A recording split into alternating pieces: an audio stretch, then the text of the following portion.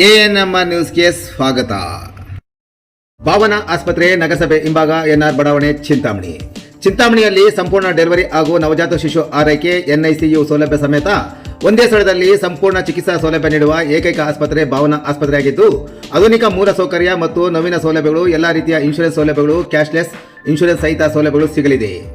Doctor Bhavana S ಅವರು OBG ಮತ್ತು gynaecology ತಜ್ಞರಾಗಿದ್ದು, ಅವರು ಸಾಮಾನ್ಯ ಮತ್ತು ಸಿಸೇರಿಯನ್ ಡೆಲಿವರಿ ಸೇವೆ, ಬಂಜೆತನ ಚಿಕಿತ್ಸೆ, ಲ್ಯಾಪ್ರೋಸ್ಕೋಪಿಕ್ ಶಸ್ತ್ರಚಿಕಿತ್ಸೆಗಳು, ಗರ್ಭಾಶಯ ಶಸ್ತ್ರಚಿಕಿತ್ಸೆ, ಲ್ಯಾಪ್ರೋಸ್ಕೋಪಿ ಸ್ಟೆರಿಲೈಸೇಷನ್ ಚಿಕಿತ್ಸೆ ನೀಡಲಿದ್ದಾರೆ. ಇನ್ನು ಡಾಕ್ಟರ್ ಅಭಿನಯ್ ಆರ್ ಅವರು ಮಕ್ಕಳ ತಜ್ಞರಾಗಿದ್ದು, ಅವರು ಮಕ್ಕಳ ಆರೋಗ್ಯ ಸೇವೆಗಳು, ಲಸಿಕೆಗಳು, ಮಕ್ಕಳ ಐಪಿಡಿ, ಎನ್ಐಸಿಯು ಮತ್ತು ಐಸಿಯು ಸೇವೆ ನೀಡಲಿದ್ದಾರೆ. ಇನ್ನು ಇತರೆ ವೈದ್ಯರಿಂದ ಸದರಿ ಆಸ್ಪತ್ರೆಯಲ್ಲಿ paediatric neurology, paediatric surgery, general medicine ಮತ್ತು general surgery, ENT, nephrology, urology, onco surgery ಚಿಕಿತ್ಸೆ ಸಿಗಲಿದೆ. ಇನ್ನು ಹೆಚ್ಚಿನ ವಿವರಗಳಿಗೆ ಸಂಪರ್ಕಿಸಿ ಭಾವನಾ ಆಸ್ಪತ್ರೆ, ನಗರಸಭೆ ಹಿಂಭಾಗ, ಎನ್ಆರ್ ಬಡಾವಣೆ, ಚಿಂತಾಮಣಿ. ಮೊಬೈಲ್ ಸಂಖ್ಯೆ 7899001345.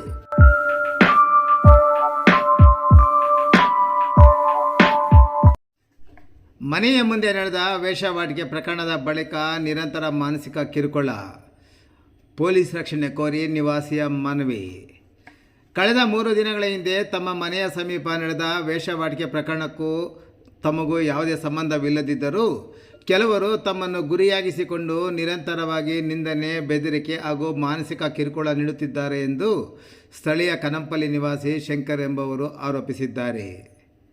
ಕಳೆದ 3 ದಿನಗಳ ಹಿಂದೆ ಮಧ್ಯಾಹ್ನ ಪೊಲೀಸ್ ಅಧಿಕಾರಿಗಳು ನಗರದ ಕನ್ನಂಪಲ್ಲಿಯ ತಮ್ಮ ಮನೆಯ ಸಮೀಪ ವೇಶ್ಯಾವಾಟಿಕೆ ನಡೆಸುತ್ತಿದ್ದ ಮನೆಯ ಮೇಲೆ ದಾಳಿ ನಡೆಸಿ ಪ್ರಕರಣಕ್ಕೆ ಸಂಬಂಧಿಸಿದವರನ್ನು ವಶಕ್ಕೆ ಪಡೆದಿದ್ದರು. ಆದರೆ ಆ ಘಟನೆಯ ಬಗ್ಗೆ ತನಗೆ ಯಾವುದೇ ಮಾಹಿತಿ ಇರಲಿಲ್ಲ ಹಾಗೂ ಅದರಲ್ಲಿ ಯಾವುದೇ ರೀತಿಯ ಸಂಬಂಧವೂ ಇಲ್ಲ. ಆದರೆ ಘಟನೆಯ ಬಳಿಕ ಕೆಲವರು ತಮ್ಮ ಮನೆ ಮುಂದೆ ಬಂದು ಅಶ್ಲೀಲ ಪದಗಳಿಂದ ನಿಂದಿಸಿದ್ದು, ತಮ್ಮ ಪತ್ನಿ ಹಾಗೂ ಕುಟುಂಬ ಸದಸ್ಯರ ಬಗ್ಗೆ ಅವಹೇಳನಕಾರಿ ಮಾತುಗಳನ್ನಾಡಿದ್ದಾರೆ ಎಂದು ಆರೋಪಿಸಿದ ಅವರು, ತಾವು ಈ ವಿಷಯದಲ್ಲಿ ಯಾರಿಗೂ ಯಾವುದೇ ಮಾಹಿತಿ ನೀಡಿಲ್ಲ, ಪೊಲೀಸರಿಗೂ ಸಹ ಮಾಹಿತಿ ನೀಡಿಲ್ಲ ಎಂದು ಸ್ಪಷ್ಟಪಡಿಸಿದ ಅವರು, ಪೊಲೀಸ್ ಅಧಿಕಾರಿಗಳಿಗೆ ಮಾಹಿತಿ ತಿಳಿದು ಅವರು ಕಾನೂನು ರೀತಿ ಮಾಡಿಕೊಂಡು ಹೋಗಿದ್ದಾರೆ. ನಾನೇ ಮಾಹಿತಿ ನೀಡಿದ್ದೇನೆ ಎಂದು ನನ್ನ ವಿರುದ್ಧ ಗಂಭೀರ ಆರೋಪ ಮಾಡಿ ಪ್ರತಿದಿನ ನಾನು ಮನೆಯ ಹೊರಗೆ ಹೋದ ತಕ್ಷಣ ಅವಾಚ್ಯ ಶಬ್ದಗಳನ್ನು ನಿಂದಿಸುವ ಮೂಲಕ ಮಾನಸಿಕವಾಗಿ ನನ್ನ ನೆಮ್ಮದಿ ಹಾಳು ಮಾಡುತ್ತಿದ್ದಾರೆ ಎಂದು ಆರೋಪಿಸಿದರು. ಅವರ ನಂತರ ಮತ್ತೊಬ್ಬ ಮಹಿಳೆ ಹಾಗೂ ವ್ಯಕ್ತಿಯೊಬ್ಬರು ತಮ್ಮ ಮನೆಯ ಮುಂದೆ ಬಂದು ಗಲಾಟೆ ನಡೆಸಿ ಅವಾಚ್ಯ ಶಬ್ದಗಳಿಂದ ನಿಂದಿಸಿ ಬೆದರಿಕೆ ಹಾಕಿದ್ದಾರೆ ಎಂದು ದೂರಿದ ಅವರು, ಈ ಸಂಬಂಧ ಮನೆಯ CCTV ಕ್ಯಾಮೆರಾದಲ್ಲಿ ಕೆಲವು ದೃಶ್ಯಗಳು ದಾಖಲಾಗಿದೆ ಎಂದು ಹೇಳಿದ್ದಾರೆ. ಈ ಘಟನೆ ಹಿನ್ನೆಲೆಯಲ್ಲಿ ತಾವು ಹಾಗೂ ತಮ್ಮ ಪತ್ನಿ ಪೊಲೀಸ್ ಠಾಣೆಗೆ ತೆರಳಿ ದೂರು ನೀಡಿದ್ದು, ಪೊಲೀಸರು ಸಂಬಂಧಪಟ್ಟವರನ್ನು ಠಾಣೆಗೆ ಕರೆಸಿ ಬುದ್ಧಿವಾದ ಹೇಳಿದ್ದಾರೆ. ಆದರೆ ಅದಾದ ಬಳಿಕವೂ ಕಿರುಕುಳ ನಿಂತಿಲ್ಲ ಎಂದು ಅವರು ಆರೋಪಿಸಿದರು. ನನ್ನ ಮೇಲೆ ಅಲ್ಲದೆ ಪೊಲೀಸ್ ಅಧಿಕಾರಿಗಳು ಹಲ್ಲೆ ಮಾಡಿದ್ದಾರೆ ಎಂದು ಅವರ ಮೇಲೆಯೂ ಆರೋಪ ಮಾಡುತ್ತಿದ್ದಾರೆ ಎಂದ ಅವರು, ಈ ಕುರಿತು ಜಿಲ್ಲಾ ಪೊಲೀಸ್ ಅಧಿಕಾರಿಗಳು ಹಾಗೂ ಸಂಬಂಧಪಟ್ಟ ಠಾಣೆಯ ಮುಖ್ಯ ಅಧಿಕಾರಿಗಳ ಗಮನಕ್ಕೂ ವಿಷಯವನ್ನು ತಂದಿರುವುದಾಗಿ ತಿಳಿಸಿದ್ದಾರೆ.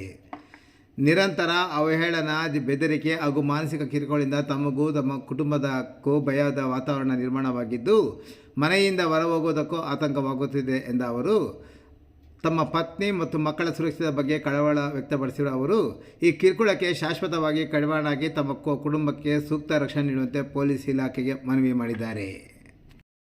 3ನೇ ತಾರೀಕು 3/8 ಸೋಮವಾರ ದಿವಸ ನಮ್ಮ ಮನೆ ಮುಂದೆ ವೇಶ್ಯಾವಾಟಿಕೆದು ಘಟನೆ ನಡೆದಿದೆ. ಆ ಘಟನೆಗೂ ನನಗೂ ಸಂಬಂಧವೇ ಇಲ್ಲ. ನಾನು ಪೊಲೀಸರಿಗೆ ತಿಳಿಸಿದ್ದೀನಿ ಅಂತ ಪ್ರತಿನಿತ್ಯ ಆವತ್ತು ಸಂಜೆ ಪೊಲೀಸವರು 3 ಗಂಟೆಗೆ ಸೋಮವಾರ ಆಯ್ತಲ್ಲ, 3 ಗಂಟೆಯಲ್ಲೇ ಬಂದು ಪೊಲೀಸವರು ರೈಡ್ ಮಾಡಿ ಈಗ ಏನು ಇದೆಯೋ ಕರ್ಕೊಂಡು ಹೋಗಿದ್ದಾರೆ. ನನಗೆ ಮಾಹಿತಿನೇ ಗೊತ್ತಿಲ್ಲ, ಅದು ರೈಡ್ ಆಗಿರೋದು ಗೊತ್ತಿಲ್ಲ, ಏನೂ ಗೊತ್ತಿಲ್ಲ. ನಾನು ಮತ್ತೆ ಬಂದು 4 ಗಂಟೆಯಲ್ಲಿ ನೋಡಿದೆ, ಎಲ್ಲರೂ ಹೇಳಿದ್ರು. ಸರಿ ಆಯಿತು ಅಂತ ನನಗೂ ಬೇಸರ ಆಯಿತು, ನಮ್ಮ ಮನೆ ಮುಂದೆ ಹಿಂಗೆ ಆಗಿದೆಯಲ್ಲ ಅಂತ. ಮತ್ತು ನಾವು ಇದ್ವಿ. ಸೊ ಮತ್ತೆ ಸಂಜೆ ಪೊಲೀಸರು ಬಂದು ಬಿಟ್ಟು ಹೋಗಿದ್ದಾರೆ ಇಮ್ಮನ್ನು. ಸರಿ, ಮತ್ತು ಆವತ್ತಿಂದ ಇಡೀ ರಾತ್ರಿ ಬೈದು ನನ್ನ ಕೆಟ್ಟ ಮಾತುಗಳಿಂದ ನನ್ನ ಹೆಂಡತಿನ, ನನ್ನನ್ನು, ನನ್ನ ಕುಟುಂಬನ, ನಿಮ್ಮ ವಂಶ ಹಾಳಾಗೋಗಲಿ, ನಮ್ಮ ಹೆಂಡತಿ ಬಗ್ಗೆ ಅಸಭ್ಯವಾಗಿ ಮಾತಾಡೋದು, ಇದೆಲ್ಲ ಮಾಡಿದ್ದಾರೆ. ಮತ್ತು ಮಾರನೇ ದಿವಸ ಮಂಗಳವಾರ ಬೆಳಗ್ಗೆ ನಾನು ಹಿಂಗೆ 7 ಗಂಟೆಯಲ್ಲಿ ಹೋಗ್ಬೇಕಾದ್ರೆ ಹಾಲು ತಗೊಂಬರೋಕ್ಕೆ, ಆವಾಗಲೂ ನಾನು ಅಂತ ವಿಡಿಯೋ ನಿಮಗೆ ಕಳಿಸಿದ್ದೀನಿ. ನಾನು ಆವಾಗಲೂ ನಾನು ಹೇಳಿದೆ, ನಾನು ದೇವ್ರ ಮೇಲೆ ಪ್ರಮಾಣ ಮಾಡ್ತೀನಿ, ನನ್ನ ಮಕ್ಕಳ ಮೇಲೆ ಪ್ರಮಾಣ, ನಾನು ಹೇಳಿಲ್ಲಮ್ಮ, ನನ್ನ ಪೊಲೀಸರು ನಾನು ಯಾರಿಗೂ ನನಗೆ ಗೊತ್ತಿಲ್ಲ ಈ ವಿಚಾರ ಅಂತ ಹೇಳಿದೆ. ಆದ್ರೂ ಅಯ್ಯಮ್ಮ ಇಲ್ಲ ಇಲ್ಲ ನೀನೇ ಮಾಡಿರೋದು ಅಂತ ಹೇಳ್ಬಿಟ್ಟು ಕೇಳಿದೆ. ದೇವರಿದಾನಮ್ಮ, ನಾನು ಹೇಳಿಲ್ಲ, ಈ ಬಗ್ಗೆ ನನಗೇನೂ ಗೊತ್ತಿಲ್ಲ ಅಂತ ಹೇಳಿದ್ರು ಪದೇ ಪದೇ ನಾನು ಹೊಟ್ಟೋಗ್ಬಿಟ್ಟೆ. ಮತ್ತೆ ಆವಾಗ ಹೇಳ್ತೀರಿ ಮತ್ತೆ ಮಧ್ಯಾಹ್ನ ಮತ್ತೆ 9 ಗಂಟೆಯಲ್ಲಿ ಮತ್ತೆ ಗಲಾಟೆಗೆ ಬಂದರು. ಅದು ಯಾರೋ ಇನ್ನೊಬ್ಬ ಮಹಿಳೆ ಬಂದರು. ಆ ಮಹಿಳೆ ನೀನು ನನ್ನನ್ನು ಕರೆದೆ ನಿಮ್ಮ ಮನೆಯಲ್ಲಿ ಅಂತ ಕೇಳಿದೆ, ನೀನು ಬಾ ಅಂತ ಹೇಳ್ಬಿಟ್ಟು ಹೇಳಿದೆ, ಯಾರೋ ಹುಡುಗಿರಿದ್ದಾರೆ ಅಂತ ಕೇಳ್ತೀಯ, ಸುಮ್ಮನೆ ಇಲ್ಲಸಲದ್ದೆಲ್ಲ ಹೇಳೋದು ನನ್ನ ಮೇಲೆ. ಮತ್ತು ಇನ್ನೊಬ್ಬ ವ್ಯಕ್ತಿ ಬಂದ, ಅದನ್ನ ಬಂದುಬಿಟ್ಟು ನೀನು ನಾಯಿಗಳು ನೋಡಿತೀಯ, ಅದು ಮಾಡ್ತೀವಿ. ನಾಯಿಗಳು ನೋಡಿದ್ದಕ್ಕೂ ಇದಕ್ಕೆ ಸಂಬಂಧ ಏನು? ಅದು ಬೇರೆ ಎಲ್ಲ ನನ್ನ ಬಗ್ಗೆ ಏನು ಇಲ್ಲದೆಲ್ಲ ಮಾಡೋದು. ಅವಾಗ ಮತ್ತೆ ಅದಾದಮೇಲೆ ಪೊಲೀಸವ್ರು ಬಂದು ನಮ್ಮ ಮನೆ ಮುಂದೆ ಇದೇ ವಿಚಾರಕ್ಕೆ ನಾವು CC ಕ್ಯಾಮ್ರಾ ಅಳವಡಿಸಿದ್ರು. ಅವರು ಹೇಳ್ತಾ ಇದ್ದಾರೆ, ನೋಡಮ್ಮ ಏನಾಗಿದ್ದರೆ ಕಂಪ್ಲೇಂಟ್ ಹೋಗಿ ಪೊಲೀಸ್ ಸ್ಟೇಷನ್ ಕೊಡು ಅಂತ. ಪೊಲೀಸರಿಗೆಲ್ಲ ಕೊಡಲ್ಲ, ನಿಮ್ಮ ಕತೆ ನೋಡ್ತೀನಿ ಅದೇನಂತ ಹೇಳ್ಬಿಟ್ಟು ಇನ್ನು ಅಂತ್ಯ ಮಾಡಬೇಕು ನಾವು ಅಂತ ಹೇಳ್ಬಿಟ್ಟು ಮಾತಾಡ್ತಾರೆ. ನಾವು ಯಾರಿಗೆ ಹೇಳಬೇಕು? ಮತ್ತು ಅದಾದಮೇಲೆ ಮತ್ತೆ ನಾವು ಅಕ್ಕಪಕ್ಕದ ಮನೆಯವರೆಲ್ಲ ಹೇಳಿದ್ರು, ಏನು ಈ ಥರ ಕಂಪ್ಲೇಂಟ್ ಕೊಡೋಗಿ ನೀವು ಈ ಥರ ಯಾವಾಗಲೂ ಮಾನಸಿಕವಾಗಿ ನಮಗೆ ಬೈತಾ ಇದ್ದಾರೆ ಹೆಂಗಿರೋದು ಅಂತ. ನಾವು ಪೊಲೀಸ್ ಸ್ಟೇಷನ್ಗೆ ಹೋದೆ. ಪೊಲೀಸ್ ಸ್ಟೇಷನ್ಗೆ ನಾನು ನಮ್ಮ ಹೆಂಡತಿ ಇಬ್ಬರು ಕಂಪ್ಲೇಂಟ್ ಕೊಟ್ಟಿವಿ. ಪೊಲೀಸವರು ಮತ್ತು ಅದನ್ನು ಅವ್ರು ಕರೆಸಿ ಏನಮ್ಮ ಅಂತ ಹೇಳ್ಬಿಟ್ಟು ಬುದ್ಧಿವಾದ ಹೇಳಿದ್ರು. ನಾನು ಮುಂದ್ಗಡೆನೇ ಈ ಥರ ಎಲ್ಲ ನೀನು ಮಾಡಿರೋದಕ್ಕೆ ಒಂದು ಕೆಟ್ಟದಾಗಿ ಮಾಡಿರಿದೆಯಾ, ಇದನ್ನು ಈ ಥರ ಮಾಡಬಾರ್ದು, ಅಕ್ಕಪಕ್ಕದ ಮನೆಗಳೆಲ್ಲ ಸಂಸಾರಗಳಿರೋದು ಅಂತ ಹೇಳಿದ್ರೆ ಆಯ್ತು. ಮತ್ತು ಹಾಸ್ಪಿಟ್ಲಿಗೆ ಹೋಗಿ ಅಲ್ಲಿ ಪೊಲೀಸವ್ರ ಮೇಲೆ ಕೂಡ ಪೊಲೀಸರು ಹೊಡೆದಿದ್ದಾರೆ ಅಂತ ಹೇಳ್ತಾರೆ. ಇಲ್ಲ ಅವ್ರು ಇಲ್ಲಿ ಆ ಥರ ಇನ್ನು ನನ್ನ ಮೇಲೆ ಅಲ್ಲದೆ ಪೊಲೀಸವ್ರ ಮೇಲೂ ಸಹ ಅವ್ರ ಮೇಲೆ ದೂರು ಕೊಟ್ಟರೆ ಈ ರೀತಿ ನಾವು ಸಮಾಜದಲ್ಲಿ ಅದಲ್ಲದೆ ಮತ್ತು ಪ್ರತಿನಿತ್ಯ ಇವಾಗ ನಮ್ಮ ಮನೆ CC ಕ್ಯಾಮ್ರಾವರೆಗೂ ಇದೆ. ನಿನ್ನೆ ಪರಕೆ ತೊಗೊಂಡು ಹೋಗಿದ್ದಾರೆ ನನ್ನ ಹಿಂದ್ಗಡೆನೇ ಬಂದರು. ಬಾರೋ ಇಲ್ಲಿ ಏನೋ ನೋಡೋಣ ನೀನು ಏನೋ ಅಂತ ಹೇಳ್ಬಿಟ್ಟು, ಬಾ ನೋಡೋಣ ಅದೇನೋ ನೀನು ಅಂತ ಹೇಳ್ಬಿಟ್ಟು ನಿಂತ್ಕೊಳ್ಳಲ್ಲಿ ಅಂತ ಪರಕೆ. ನಾನು ಒಬ್ಬ ಗಂಡಸಾಗಿ ನಾನು ಈ ಥರ ಬೈಯೋದಂದರೆ ಯಾವ ರೀತಿ, ನಾನು ಮಾನಸಿಕವಾಗಿ ನನಗೆ ಬೇಸರ ಆಗಿಬಿಟ್ಟಿದೆ. ಮನೆಯಿಂದ ಆಚೆ ಹೋದರೆ ಬೈಯೋದು, ಮನೆಯಿಂದ ಆಚೆ ಹೋಗಿದ್ದೀನಿ ಅಂದರೆ ಕೆಟ್ಟ ನಿಮಗೆಲ್ಲ ವಿಡಿಯೋಗಳು ಕೊಟ್ಟಿದ್ದೀನಿ, ಇವಾಗ ಕೊಡ್ತೀನಿ. ನಾನು ಅಯ್ಯಮ್ಮನ ಸಂಸಾರ ನಮ್ಗೆ ಬೇಕಾಗಿಲ್ಲ, ನನಗೇನಕ್ಕೆ ಅವಸರ, ನನ್ನ ಬಾಧೆಗಳೇ ನಾನು ಇರುತ್ತೆ. ನಾನು ಈ ಥರ ನಮಗೆ ಹಿಂಸೆ ಮಾಡಿದರೆ ಅಷ್ಟೇ ಬೈಯೋದು, ಕೆಟ್ಟದಾಗೆಲ್ಲ ಬೈಯೋದು. ನಾವು ಯಾವ ರೀತಿ ಜೀವನ ಮಾಡಬೇಕು ಅಂತ ನನಗೆ ಮಾನಸಿಕವಾಗಿ ನನಗೆ ಬೇಸರ ಆಗಿಬಿಟ್ಟಿದ್ದು. ನಾನು ಅದಕ್ಕೆ ರಾತ್ರಿ ಕೂಡ ನಮ್ಮ ಜಿಲ್ಲಾ ರಕ್ಷಣಾಧಿಕಾರಿಗಳಿಗೂ ಫೋನ್ ಮಾಡಿದ್ದೀನಿ. ಸರ್ ನಾವು ಯಾವ ರೀತಿ ನಾವು ಬದುಕಬೇಕು ಸರ್, ನಾವು ನಮ್ಮ ಸರ್ಕಲ್ ಇನ್ಸ್ಪೆಕ್ಟರ್ ಶಿವರಾಜ್ ಸರ್ಗೂ ಹೇಳಿದ್ದೀನಿ. ಅವರು ಹೇಳಿದ್ದಾರೆ, ನೋಡಮ್ಮ ಈ ಥರ ಎಲ್ಲ ಮಾಡಬಾರ್ದು ಅಂತ. ಆದ್ರೂ ಮತ್ತೆ ಅವ್ರು ಹೇಳಿದ್ರು ನಮಗೆ ಹಿಂಸೆ ಕೊಡ್ತಾರೆ. ನಾವು ಯಾವ ರೀತಿ ಬದುಕೋದು ಅಂತ, ನಾವು ಯಾವ ರೀತಿ ಬದುಕಬೇಕು ಅಂತ. ಅಯ್ಯಮ್ಮನ ಇಷ್ಟ ನಮ್ಗೆ ಏನಕ್ಕೆ ಬೇಕು? ಅಯ್ಯಮ್ಮನ ಬಗ್ಗೆ ನನ್ನ ಮೇಲೆ ಯಾಕೆ ಅಂತ ನಾನು ಯಾರಿಗೂ ಹೇಳಿಲ್ಲ. ಬೇಕಾದ್ರೆ ಪೊಲೀಸರು ತಿಳ್ಕೊಳ್ಳಿ, ನಾನು ಹೇಳಿದ್ದೀನ ಇನ್ನೊಬ್ರು ಹೇಳಿದಾರ ಅಂತ. ಅದನ್ನೆಲ್ಲ ಬಿಟ್ಟು ನನ್ನ ಮೇಲೆ ಯಾಕೆ ಈ ಥರ ಹಿಂಸೆ? ನೀವೇ ಅದನ್ನು ನನಗೆ ಯಾಕೆ ಅಂತ ಇವಾಗ ನನಗಂತೂ ಮಾನಸಿಕವಾಗಿ ನೊಂದಿದ್ದೀನಿ. ಮನೆಯಿಂದ ಆಚೆ ಹೋದ್ರೂ ಬೈಯೋದೆ, ರಸ್ತೆಯಲ್ಲಿ ಸಿಕ್ಕಿದ್ರೂ ಬೈಯೋದೆ, ನನ್ನ ಮಕ್ಕಳನ್ನ ಬೈಯೋದು, ನನ್ನ ಅಂತಿನ ಬೈಯೋದು. ನಾನು ಯಾವ ರೀತಿ ಬದುಕೋದು ಅಂತ ನನಗಂತೂ ಭಾರಿ ಬೇಸರ ಆಗಿದೆ. ಪೊಲೀಸವರು NCR ಹಾಕಿದ್ದಾರೆ ನಾನು ಹೇಳಿದ್ದಕ್ಕೆ. ಸರಿ ಇನ್ನೊಂದು ಸಾರಿ ಈ ಥರ ಘಟನೆ ಆದರೆ ಮತ್ತೆ ನೋಡೋಣ ಅಂತ. ಸರಿ ಆಯ್ತು ಸರ್, ನಾನು ಅವ್ರಿಗೆ ಹೇಳಿದ್ದಕ್ಕೆ ಸರಿ ಆಯ್ತು ಬಂದು ನನ್ನ ಪಾಡು ನಾನು ಇದ್ದೀನಿ. ಆದ್ರೂ ಬಿಡ್ತಾ ಇಲ್ಲ ಸರ್, ನಿತ್ಯನೂ ಇದೆ ಸರ್. ನಾನು ಇನ್ನು ಈ ಕನಕಪಲ್ಲಿ ಸರ್ಕಲಲ್ಲಿ ಅಲ್ಲಿ ಸ್ವಲ್ಪ ಇವರು ಇರ್ತಾರೆ ದೊಡ್ಡವರು, ಅವ್ರಿಗೂ ಹೇಳಿದ್ದೀನಿ, ಪೊಲೀಸವ್ರಿಗೂ ಹೇಳಿದ್ದೀನಿ, ನನಗೆ ಬೇಕಾದ ಹಿತೈಷಿಗಳಿಗೂ ಹೇಳಿದ್ದೀನಿ, ಎಲ್ಲರಿಗೂ ಹೇಳಿದ್ದೀನಿ ಸರ್. ಎಲ್ಲರೂ ಅಯ್ಯೋ ನೋಡಪ್ಪ ಈ ಅಮ್ಮ ಕೆಸರು, ಆ ಕೆಸರು ಮೇಲೆ ಕಲ್ಲು ಹಾಕಿ ನಾವು ಇಳಿಸ್ಕೊಳ್ಳೋದಾಗ ಹಿಂಗೆ ಕೆಲವು ದಿನ ಹಂಗೆ ಏನೋ ಇದು ಮಾಡು. ಆದ್ರೂ ಇವತ್ತು ಎಷ್ಟು ಡೇಟ್ 3 ದಿನದಿಂದ ಈ ರೀತಿ ನನಗೆ ಮಾನಸಿಕವಾಗಿ ಹಿಂಸೆ ಕೊಡ್ತಾ ಇದ್ದಾರೆ ಸರ್. ನಾನೇನಾದರೂ ಹೆಚ್ಚು ಕಮ್ಮಿ ಆದರೆ ಅಯ್ಯಮ್ಮನೇ ಸರ್ ಜವಾಬ್ದಾರಿ. ನನಗೆ ಯಾಕಂದರೆ ನನಗೆ ಮಾನಸಿಕವಾಗಿ ನಾನೇನು ತಪ್ಪು ಮಾಡಿದೆ, ನನ್ನ ಮೇಲೆ ಏನಾದರೂ ಬೇರೆ ರೀತಿ ನಡ್ಕೊಳ್ಳಿ. ಸುಮ್ಮನೆ ನನ್ನ ಮೇಲೆ ಬೈಯೋದು, ರಸ್ತೆಗಳಲ್ಲಿ ಸಿಕ್ಕರೆ ಇದು ಮಾಡೋದು ಏನು ಸರ್ ಅದು? ಈಗ ಏನೂ ಇಲ್ಲ ಸರ್. ಈ ಹಿಂದೆ ನಾಯಿ ಏನೋ ಬಂದಿದೆ ಅಂತ ನಮ್ಮ ತಾಯಿಯೇ ಅದನ್ನು ಓಡಿಸಿದ್ದಾರೆ. ಆವಾಗ ನಮ್ಮ ತಾಯಿನ ಸಿಕ್ಕಾಪಟ್ಟೆ ಅಲ್ಕಮ್ಮದಿಗಳೆಲ್ಲ ಬೈದರು. ಇವೆಲ್ಲ ಈ ಕಡೆ ಎಲ್ಲರೂ ಗೊತ್ತು, ಮನೆಗಳವರಿಗೆಲ್ಲ. ಆವಾಗ ನಮ್ಮ ತಾಯಿನ ಯಾಕಪ್ಪ ಈ ಥರ ಬೈತಾರೆ? ನಾನು ಆವಾಗತ್ತೆ ಒಂದು 8 ತಿಂಗಳಾಯಿತು. CC ಕ್ಯಾಮ್ರಾ ಹಾಕಿದೆ. ಯಾಕೆ ಸುಮ್ಮನೆ ಇವಾಗ ಮಹಿಳೆ ಇವನು ಇನ್ನೊಂದು ದಿವಸ ನನ್ನ ಮೇಲೂ ಬರ್ತಾಳೆ, ಇನ್ನೊಬ್ಬರ ಮೇಲೆ ಬರ್ತಾರೆ ಅಂತ ನಾನು ಅವ್ರು CC ಕ್ಯಾಮ್ರಾ ಹಾಕಿದೆ. ನಾನು ಆಯಮ್ಮನಿಗೂ ನನಗೆ ಯಾವುದೇ ದ್ವೇಷ ಇಲ್ಲ. ಆಯಮ್ಮನ ನಾನು ಮನೆ ಕಟ್ಟಿದ್ದೆ ಒಂದು 4 ವರ್ಷ ಆಯಿತು. ಆಯಮ್ಮನ ನನಗಿಂತ ಮುಂಚೆ ಕಟ್ಟಿದ್ದಾರೆ. ನನಗೇನು ಆಯಮ್ಮನ ಮೇಲೆ ನಾನು ಯಾವತ್ತೂ ಓದೋರು ಅಲ್ಲ.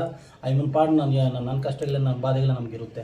ಆಯಮ್ಮನ ಹೆಸರೇನು ಸರ್ GL ಶಂಕರ್ ಅಂತ. ಪದ್ಮಾವತಮ್ಮ ಸರ್, ಪದ್ಮಮ್ಮ ಇಲ್ಲ ನಾರಾಯಣಗೌಡ. ಇವಾಗ ವೈಶ್ಯವೇಟಿಕೆ ನಡೆಸ್ತಾ ಇರ್ತಕ್ಕಂಥದ್ದು ಅವರು. ಹೌದು ಸರ್, ನಾನು ಹೇಳಿದ್ದೀನಿ ಅಂತ. ನಾನು ಹೇಳಿಲ್ಲ ಸರ್, ಯಾರಿಗೂ ಹೇಳಿಲ್ಲ ಸರ್. ನಾನು ಯಾರಿಗೇ ಆಗಲಿ ನಾನು ಅದ್ರ ಬಗ್ಗೆ ಹೇಳಿಲ್ಲ. ಬೇಕಾದ್ರೆ ಪೊಲೀಸವ್ರು ಕೇಳಿ ನೀವು, ಶಂಕರ ಕೊಟ್ಟಿದ್ದಾನ, ಇನ್ನೊಬ್ರು ಹೇಳಿದಾರೆ ಅಂತ ನಿಮಗೆ ಗೊತ್ತಾಗುತ್ತೆ. ನನ್ನ ಮೇಲೆ ಸುಮ್ಮನೆ ಯಾಕೆ ಸರ್ ನನ್ನ ಮೇಲೆ ಈ ಥರ ದ್ವೇಷ ಮಾಡ್ತಾರೆ ಈಗ ಸರ್? ನಾನು ಪೊಲೀಸವ್ರು ಕಂಪ್ಲೇಂಟ್ ಕೊಟ್ಟಿದ್ದೀನಿ. ಅವರು ಹೇಳಿದ್ದಾರೆ ಒಂದು ವೆಯ್ಟ್ ಮಾಡಪ್ಪ ಒಂದು 4-5 ದಿವಸ. ಸುಮ್ಮನೆ ಇನ್ನು ನೋಡಿ, ಮೊನ್ನೆ ನೀವು ಮುಂದ್ಗಡೆ ಬುದ್ಧಿ ಹೇಳಿ ಕಳಿಸಿದಾಗಲೇ ಹಾಸ್ಪಿಟಲ್ ಹೋಗಿ ಅಡ್ಮಿಂಟ್ ಆಗಿ ಪೊಲೀಸರು ಹೊಡೆದಿದ್ದಾರೆ ಅಂತ ಹೇಳ್ತಾರೆ. ನನ್ನ ಮುಂದೆ ಹೊಡೆದಿಲ್ಲ ಅವರು, ನನ್ನ ಮುಂದೆ ನಾವು ಬುದ್ಧಿ ಹೇಳಿದ್ರು. ನೋಡಮ್ಮ, ಈ ಥರ ನೀನು ಮಾಡೋದು ಸರಿ ಇಲ್ಲ, ಇಂಥ ಮನೆಗಳೆಲ್ಲ ಸಂಸಾರಗಳಿರೋದು ಅಂತೇಳಿ ಬುದ್ಧಿ ಹೇಳಿದ್ರು ಅಷ್ಟೇ ಹೊರತು ಆಮೇಲೆ ಹೊಡೆದಿದ್ದು ಇನ್ನೊಂದು ಏನೂ ಇಲ್ಲ, ಆ ಥರ ಮಾಡಿಲ್ಲ. ಪೊಲೀಸವ್ರ ಮೇಲೇ ಹೋಗ್ತಾರೆ ಅಂದರೆ ಯಾವ ರೀತಿ? ಯಾವ ಹಾಸ್ಪಿಟಲ್? ಏನು ಹಾಸ್ಪಿಟಲ್? ಅಲ್ಲ, ಹೊಡೆದಿದ್ದಾರೆ ಅಂತ ಹೇಳ್ಬಿಟ್ಟು ಹಾಸ್ಪಿಟಲ್ ಹೋಗಿ ಅಡ್ಮಿಟ್ ಆಗಿದ್ದಾರೆ ಅಮ್ಮ. ನಾನು ಹೋಗಿಲ್ಲ, ಪೊಲೀಸವ್ರು ಹೇಳಿದ್ದು. ನೋಡಿ, ಈ ಥರ ನಾವು ಬುದ್ಧಿ ಹೇಳಿ ಕಳಿಸಿದ್ದು, ಸುಮ್ಮನೆ ನಮ್ಮ ಮೇಲೆ ದೂರು ಕೊಡ್ತಾರಂತೆ ಅಂತ. ಅವರು ಎಲ್ಲರಿಗೂ ಭಯ ಬೀಳಿಸ್ತಾರೆ ಸರ್, ಹೆಂಗ್ಸ್ ಅಂತ ಹೇಳ್ಬಿಟ್ಟು. ಈಗ ಇಲ್ಲ ಸರ್, ನಮ್ಗೇನಕ್ಕೆ ಅವಾಗ ವೇಷವಾಟಿಕೆ ನಡೆಸ್ಕೊಳ್ಳಿ, ಇನ್ನೊಂದು ಸಂಸಾರ ಆದರೂ ಮಾಡ್ಕೊಳ್ಳಿ, ಏನಾದರೂ ನಮ್ಗೇನು ಸರ್ ಕೆಲಸ? ಅವ್ರ ಸಂಸಾರ ಅವ್ರದ್ದು, ಅವ್ರ ಜೀವನ ಅವ್ರದ್ದು, ನಮ್ಮ ಜೀವನ ನಮ್ಮದು. ಈಗ ಸಾಮಾಜಿಕ ನನ್ನ ಮೇಲೇನೆ ಇಲ್ಲ ಸರ್ ಆರೋಪ ಪ್ರಶ್ನೆ ಮಾಡಿದ್ದು ತಪ್ಪಾ ಅಂತ. ನನ್ನ ಮೇಲೇನೆ ನಾನು ನನ್ನ ಪಾಡಿ ನಾನಿದ್ರೆ ಅದು ಯಾರನ್ನೂ ಬೇರೆ ಹೆಂಗಸನ್ನು ಕರ್ಕೊಂಡ್ಬಂದು ಇಲ್ಲ ಸಲ ಅದೆಲ್ಲ ಹೇಳಿದ್ರೆ ನಾನು ಏನು ಮಾಡಿ ಏನು ಹೇಳ್ಬೇಕು? ಸಮಾಜಕ್ಕೆ ಕಲಿ ಏನು ಇಟ್ಕೊಳ್ಳಿ, ಏನು ಸರ್ ಮಾಡೋದು? ಸಮಾಜದಲ್ಲಿ ನಾವು ರೀತಿ ಬದುಕಬೇಕು. ಮುಂದಿನ ದಿನಗಳಲ್ಲಿ ಮಾಡಿದ್ದೀವಿ ಸರ್. ಅಲ್ಲಿ ಪದ್ಮಮ್ಮ, ನಾರಾಯಣ ಸ್ವಾಮಿ, ಶೈಲಜಾ ಅಂತ ಅವ್ರು 3 ಜನ ಮನೆ ಮುಂದೆ ಬಂದು ಪೊಲೀಸವ್ರ ಸಮ್ಮುಖದಲ್ಲಿ ನಮ್ಮ ಮುಂದೆನೇ ನಾನು ಬೈದರು. ಎಲ್ಲ ವೀಡಿಯೋಸು ನಿಮ್ಗೆ ಕೊಟ್ಟಿದ್ದೀನಿ. ಇವಾಗ ಬೈದಿದ್ದು ಅವರು ಹೇಳಿದ್ರು, ಬೇಡ ಹೋಗಮ್ಮ, ಮನೆ ಮುಂದೆ ಇರೋದು ಇವೆಲ್ಲ ಮಾಡ್ಕೋಬಾರ್ದು ಅಂತ. ಆದ್ರೂ ಇನ್ನು ಕೇಳಿದಿರ ಈಗ ಸುತ್ತಮುತ್ತಲ ಅದು ಬರಲ್ಲ. ಅವರು ಹೇಳಿದ್ರು ನನಗೆ, ನೋಡಪ್ಪ, ಈ ಥರ ಮಾಡಿದ್ದು ಅದೆಲ್ಲ ತಪ್ಪು. ನೀನು ಕಾನೂನು ರೀತಿಯಲ್ಲಿ ನೀನು ಯಾವುದೇ ರೀತಿ ಯಾರ ಮೇಲೂ ನೀನು ಹೋಗಬೇಡ. ಕಾನೂನು ರೀತಿಯಲ್ಲಿ ಏನಿದೆಯೋ ಪೊಲೀಸವ್ರು ಕಂಪ್ಲೇಂಟ್ ಕೊಡು. ಕಾನೂನು ರೀತಿಯಲ್ಲೇ ನೀನು ಹೋಗು. ಕಾನೂನು ತಪ್ಪು ಏನೂ ಮಾಡೋಕ್ಕೆ ಹೋಗಬೇಡ. ಯಾಕಂದರೆ ನನಗೂ ಸಂಸಾರ, ಮಕ್ಕಳು ಇನ್ನೊಬ್ಬರು ಇರ್ತಾರೆ. 4 ದಿವಸ ನನಗೆ ಅಪಾಯ ಆದರೆ ಯಾರಾಗ್ತಾರೆ? ನಿಮ್ಗೆ ಯಾರಾಗ್ತಾರೆ ಸರ್? ಈ ಥರ ಬೈತಾರೆ ಸರ್, ಏನು ಸರ್ ಮಾಡೋದು ಅಂತ ನಾನು ಅಂದ್ಕೊಂಡೆ. ಏನಾಯ್ತು ಆಯಿತು, ಇವಾಗ ನಿಮಗೆ ಎಲ್ಲ 3 ಬಿಟ್ಟಿರ್ತಾರೆ. ನಾವು ನಿಮಗೆ ಬಿಡೋಕ್ಕಾಗುತ್ತಾ? ನಿನಗೆ ಸಂಸಾರ ಇದೆ, ನಿಮ್ಮ ಮಕ್ಕಳಿದ್ದಾರೆ, ಹೆಂಡತಿ ಇದೆ, ನಾವು ಹೆಂಗೆ ನೀವು ಇದು ಮಾಡ್ಕೊಳ್ತೀಯ? ಈಗ ಅಂತ ಯಾಕಂದರೆ ಈಗ ನಾನು ಮನೇಲಿ ಇದ್ದೀನಿ, ಆಚೆ ಹೋಗ್ತೀನಿ, ನಾನು ಬಜಾರಲ್ಲಿ ಜೀವನ ಮಾಡಬೇಕು, ಸಂಸಾರ ಮಾಡ್ಕೋಬೇಕು. ಚಿಕ್ಕದ ಕಡೆ ಎಲ್ಲ ನಾನು ಬೈಯೋದು ಇವೆಲ್ಲ ಬಿಟ್ಟು ಅವ್ರದ್ದು ಏನೋ ಅವ್ರು ನೋಡ್ಕೊಳ್ಳಿ ಸರ್. ನಾನು ಅವ್ರ ತಂಟೆಗಂತೂ ಹೋಗಲ್ಲ. ಅವ್ರು ನನ್ನ ಮೇಲೆ ಇಲ್ಲ ಸರ್, ತಂಟೆಗೆ ಬರ್ತಾಯಿದ್ದಾರೆ ಸರ್. ಸುಮ್ಮನೆ ಬರ್ತಾರೆ ಸರ್.